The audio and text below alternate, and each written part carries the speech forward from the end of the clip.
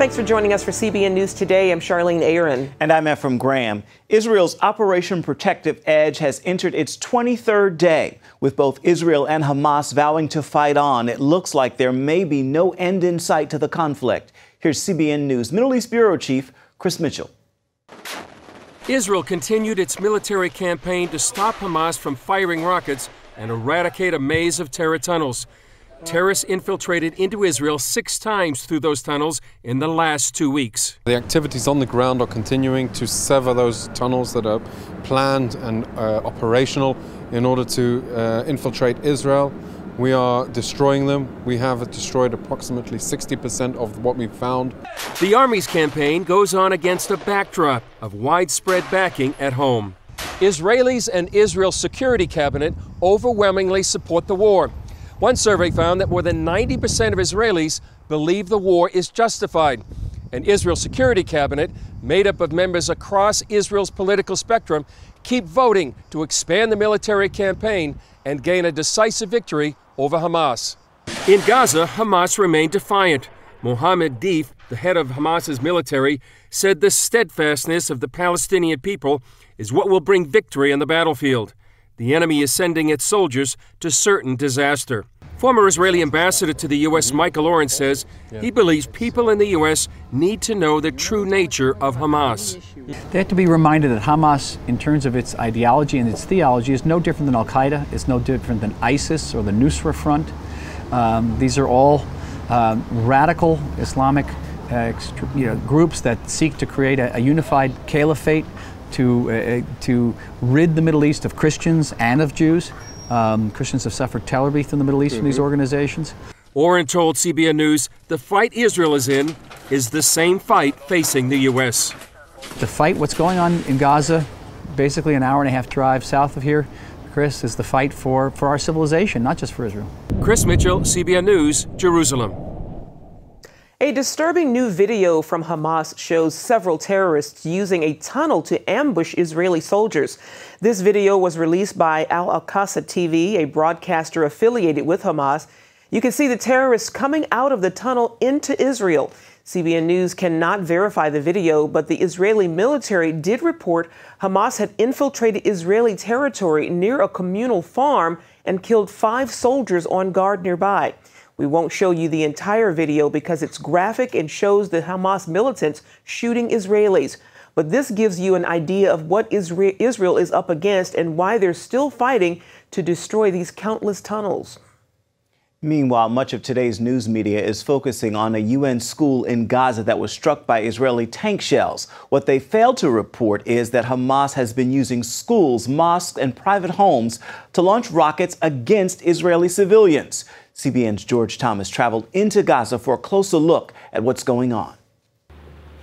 This is George Thomas in Gaza, where Hamas's military chief says his fighters are eager for death and vowed to keep fighting until the 7-year blockade of the Strip was lifted. This as Israel's sea, land and air offensive continues to strike at key Hamas control centers, including a hit on Gaza's only power plant, leaving most of the city without electricity. Meanwhile, in some of the hardest hit areas of the city, I can still smell her.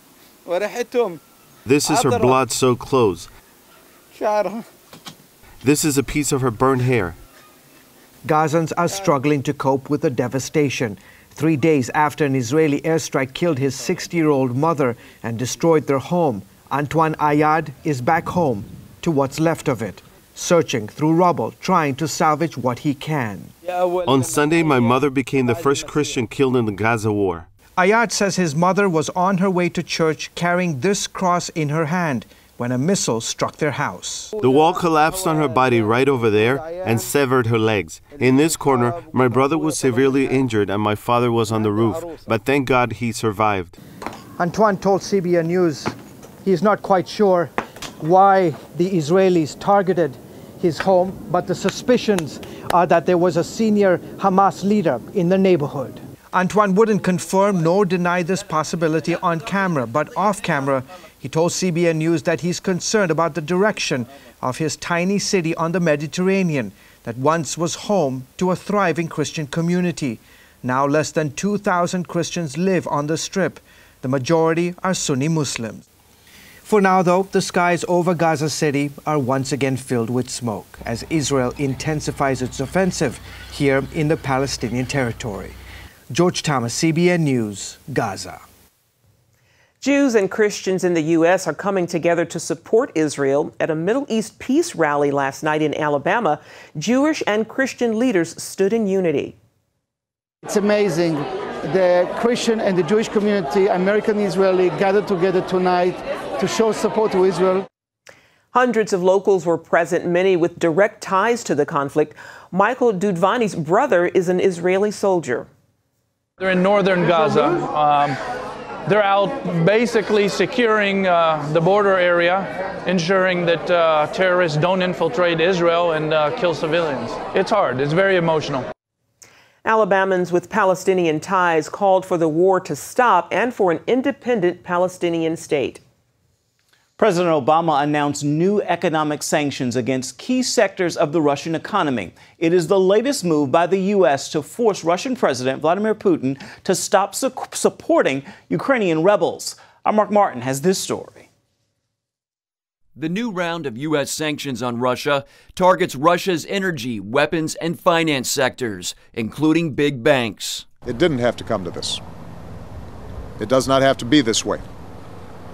This is a choice that Russia, and President Putin in particular, has made. The sanctions came just hours after the European Union imposed its own penalties against Russia, the EU's toughest yet. They're all meant to pressure Russian President Vladimir Putin to stop backing the rebels that control eastern Ukraine. We now have clear evidence of artillery and rocket fire from Russia into Ukraine. And while the Russians have said that they want to de-escalate the conflict, their actions have not shown a shred of evidence that they really have a legitimate desire to end the violence and end the bloodshed. The U.S. and EU blame Russian-supported separatists for the chaos in eastern Ukraine and for shooting down Malaysia Airlines Flight 17 and killing 298 people. The plane flew over rebel-controlled territory. President Obama says Russia is building up its forces on the Ukrainian border and supplying the separatists with artillery and other military equipment. But as tensions rise between the U.S. and Russia, the president maintains it's not a new Cold War. Is this a new Cold War, sir? No, it's not a new Cold War. What it is a very specific issue related to Russia's unwillingness to recognize that Ukraine can chart its own path. Meanwhile, Ukraine's president declared today a unilateral ceasefire around the Flight 17 crash site. Each time international experts have tried to reach the wreckage, they turned back because of the increasing violence between Ukrainian troops and pro-Russia rebels. Mark Martin, CBN News. Secretary of State John Kerry spoke about the plight of American Pastor Abedinis this week as he presented the State Department's annual report on international religious freedom. Kerry said in Iran, U.S. Iranian citizen Pastor Abedinis remains imprisoned. The Iranian authorities sentenced him to 8 years behind bars simply because of his religious beliefs. We will continue to call for his release and we will continue to work for it. Jay Sekulow of the American Center for Law and Justice says they're thankful for Kerry's commitment to work for Abedinis' release. 2 North Carolina-based missionary groups are pulling non-essential staff out of Liberia in response to the Ebola crisis. SIM and Samaritan's Purse run the only treatment center for Ebola in the West African nation. Now, in response to a sharp increase in cases, the 2 ministries are pulling many of their people out. A Samaritan's Purse doctor and a missionary nurse contracted the disease and are right now in isolation. SIM says none of its evacuees are showing symptoms of Ebola. The virus has killed more than 670 people across West Africa this year, including a top doctor in Sierra Leone. The House is set to vote Thursday on an immigration bill addressing the crisis at the U.S.-Mexico border. The measures include deploying National Guard troops and sending migrant youth back home. The bill would cost $659 million. That's far smaller than the $3.7 billion requested by President Obama. Meanwhile, California's Governor Jerry Brown says his state is willing to shelter more migrant children from Central America. There are already a number of young immigrants for young refugees in Ventura, and I certainly would support additional shelters to deal with the particular immediate challenge we have. Brown says the U.S. government needs to find a long-term solution to the immigration crisis, and Mexico needs to be part of that solution. Coming up, In God We Trust, how you can join the social media shout-out today and fight for religious freedom in America. Same-sex marriage is on hold in Colorado. The state Supreme Court ruled Boulder County must stop issuing licenses while the court considers an appeal from the state's Attorney General. That same court previously ruled in favor of the Attorney General's order to halt licenses in Denver, but that ruling did not apply to Boulder. Boulder was the first county to issue licenses to gay couples in the state.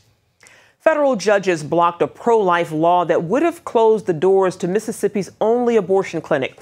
The three-judge panel of the Fifth Circuit Court of Appeals ruled that a law requiring abortion doctors to obtain admitting privileges at a local hospital cannot be enforced.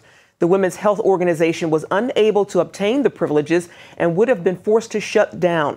Attorneys for the state argued that women could still get abortions in other states. The panel ruled the state may not shift its obligation for established constitutional rights for its citizens to another state. Preserving In God We Trust is a key step to protect our First Amendment right to religious liberty. That freedom is being threatened by an ongoing battle to remove God from the public domain in America. CBN's Angela Zadopet met with the president of the Congressional National Prayer Caucus Foundation to hear how they're working to keep God in government with a social media shout-out happening today. So tell us exactly about what the foundation does. The Congressional Prayer Caucus Foundation is an organization, we're a nonprofit organization, and we were formed to work alongside congressional leaders who are part of a Congressional Prayer Caucus. Most people don't know, but there's 100 members of Congress in a Congressional Prayer Caucus, and their goal is to protect our religious freedom, preserve Judeo-Christian heritage, and ensure that prayer continues to have a place in America and that God continues to have his place in America. Watching the media, and when you turn on the news, I'm sure a lot of Americans feel like, where is God in the government? What are some examples that you have seen in your time as executive director and president of the foundation in seeing just God at work in all of this? God is definitely at work. Not only, people don't realize how much prayer and how much expression of faith is going on at our state capitals. Our U.S. Capitol, not only do they have prayer time, but they also gather and have times of Bible studies, times where they encourage each other one-on-one, not just at our U.S. Capitol, but at our state capitals. There's Bible studies, there's prayer times, there's leaders that are coming together because they understand there's only one hope. So tell us exactly what the social media shout-out is. July 30th is the date that President Eisenhower signed In God We Trust in as our national motto, made it our official national motto. And so what we've done is we've created a social media shout out. People can go to our ingodwetrust.com website and sign up and join their voice. We have nearly 1.4 million people that are connecting with the shout out, the people that have already come and signed up on this thunderclap, and also our partners who have agreed to also post on their Facebook and their Twitter tomorrow. We're hoping that there is a noise today that that people that have come and signed up on our In God We Trust, They've signed up on our Facebook and Twitter, and we're hoping today that there is a shout out that is so loud that people cannot ignore that we are a nation that believes in God we trust. And you can join the social media shout out by posting In God We Trust today. Visit cbnnews.com to learn more. Up next, stuck at sea with little hope of survival, how one veteran credits God with saving his life. Edgar Harrell was serving in the Navy in World War II when suddenly his ship was attacked on this very day, July 30th, almost 70 years ago. He was in the ocean with his shipmates without food or water and surrounded by sharks. But as Mark Martin reports, Harrell says God brought them through it all. On a small farm in Kentucky, Edgar Harrell heard about the war in the Pacific on the radio. After listening to reports of Marines losing their lives, he wanted to help. I thought, you know, I'm 18 years old and I'd already registered for the draft, and I thought, now I don't want to wait and be drafted. I want to get in the Marine Corps. The heavy cruiser, the USS Indianapolis, became his home. When I saw that big Indianapolis, you know, you can imagine the country boy what he thought of that. Harold saw fierce combat on the ship, events that shook him to the core. The 89-year-old vividly recalls one harrowing incident when a Japanese kamikaze plane struck the Indianapolis in the battle for Okinawa. I can remember seeing that plane thinking that life is over. This is the end of life, because he's diving for the fantail. Harold survived that attack, but 9 of his shipmates did not. The Indianapolis had to return to the States for repairs. Eventually, it left San Francisco Bay, heading back to the South Pacific on what would be its final mission. On board, important components of the atomic bombs that would be dropped on Hiroshima and Nagasaki. Crew members unloaded the war-ending cargo at Tinian Island. Harold says their next assignment was to head to the Philippines to prepare for the main invasion of Japan. Captain McVeigh asked for an escort, and they tell him, you don't need an escort. Well, may I say, they were not telling the truth. They could have said, you need an escort. Why? Because 4 days before, we lost a destroyer, the USS Underhill. We lost 129 boys.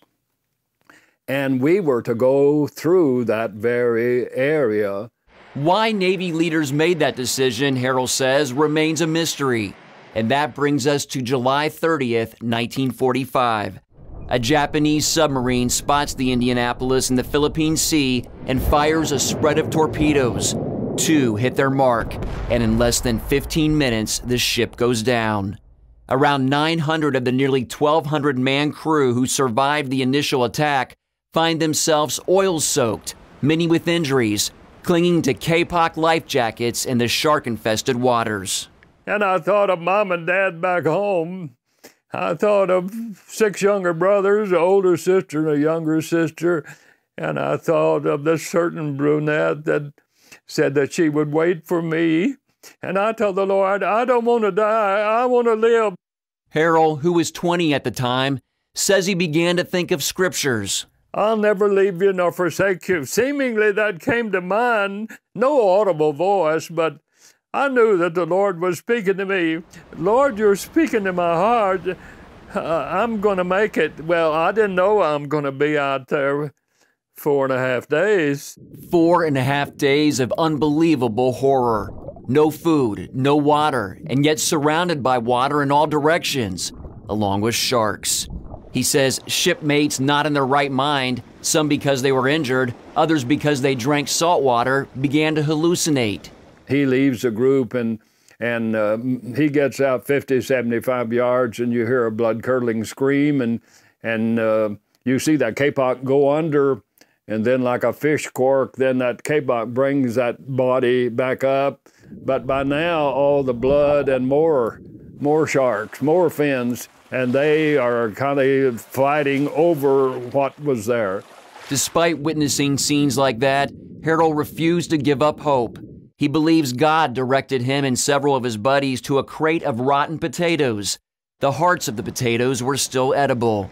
He also believes God sent a small rain cloud one day to provide desperately needed water. So what do? Thank you, Lord. Thank you, Lord. Thank you. And that little rain cloud comes over and you get a few drops of, maybe a few tablespoons full of water. The brutal conditions took their toll. The number of sailors and Marines dwindled down to a little more than 300. Finally, a plane flew over the area low to the water. A miracle because the pilot, Lieutenant Wilbur Gwynn, wasn't looking for the survivors. He did not even know they were missing. No one did. Lieutenant Gwynn goes aft, he opens the bomb bay door, and in just a flash, he looks down at the ocean below, and what he saw was an oil slick. Flying even lower, Gwynn, who they called Angel, sees debris, sharks, and sharks attacking survivors. He radios for help. and eventually 317 crew members of the USS Indianapolis are pulled from the water. Harrell spent months in hospitals recovering. After everything Harrell went through, it's easy to see why he's a decorated Marine. He was even awarded the Purple Heart. Here is the letter dated August 13, 1945. The Purple Heart is awarded by the medical officer in command to Edgar Alvin Harrell for wounds received in action against an enemy of the United States on July 30th, 1945. He went on to marry Ola, the brunette who waited for him. Today, just 36 survivors of the Indianapolis, the worst Navy disaster in the history of the United States, are alive. Harrell shares his story of God's providence at schools and churches. He calls it a ministry. He and his son David also chronicled the unforgettable story in a new book, Out of the Depths. There's not a day that goes by, many times a day, I just look up and say, thank you, Lord. Mark Martin, CBN News, Clarksville, Tennessee. And finally this hour, some judges in Oklahoma are stepping down from the bench and onto the firing range. Yeah, I'm leaning forward. What that does is when the gun recoils, you don't want it to go off, okay?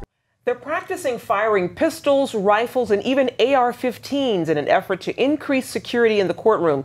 Judges say they often preside over cases that are packed with emotion, and their rulings might trigger an angry outburst. We have plenty of court security around there, but obviously we cannot be at every place at every moment in the day, so the judges are here for their training. One of my courtroom deputies was injured when he was shot in the hand, and another of my courtroom deputies actually shot the bad guy. I mean, the answer truly is, if you have a bad guy with a gun, you need a good guy with a gun. The judges are not required to carry guns in the courtroom, but the sheriff's office ordered the training so that those who do will be properly trained. And that's going to do it for CBN News Today. Indeed it is. Thank you so much for joining us. Make it a wonderful Wednesday, everybody. We'll see you back here tomorrow.